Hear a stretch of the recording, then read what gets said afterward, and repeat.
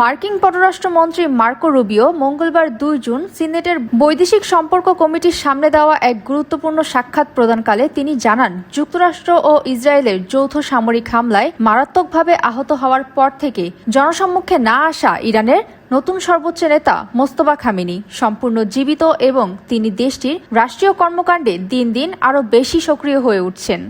বিভিন্ন সুনির্দিষ্ট তথ্যের ভিত্তিতে মার্কিন প্রশাসন নিশ্চিত করেছে যে ইরানের নতুন এই সর্বোচ্চ নেতা বর্তমানে বেশ কিছু স্তরে রাষ্ট্রীয় নীতি নির্ধারণে জোরালোভাবে সম্পৃক্ত রয়েছেন।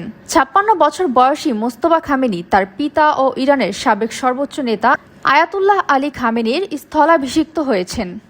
মার্কিন পররাষ্ট্রমন্ত্রী এমন এক সময়ে সিনেটে প্যানেলের সামনে এই সাক্ষ্য দিলেন যখন মধ্যপ্রাচ্য জুড়ে চলমান ৩ মাসব্যাপী যুদ্ধ এবং এর ফলে সৃষ্ট বৈশ্বিক জ্বালানি সংকট নিরসনে চলমান শান্তি আলোচনা সম্পূর্ণ স্থবির হয়ে পড়েছে। পররাষ্ট্রমন্ত্রী মার্কো রুবিও মার্কিন সরকারের পক্ষ থেকে একটি অনমনীয় শর্তারোপ করে জোর দিয়ে বলেছেন, ওয়াশিংটনের আরোপিত সমস্ত অর্থনৈতিক নিষেধাজ্ঞা পুরোপুরি প্রত্যাহার দেখতে চাইলে তেহরানকে অবশ্যই তাদের বর্তমান পারমাণবিক কর্মসূচিকে কঠোরভাবে সীমিত করতে হবে। তবে ইরান এ বিষয়ে কোনো মন্তব্য করেনি। সুমাইয়া ফারাজি, ইন্টারন্যাশনাল ডেস্ক, দৈনিক আর নিউজ।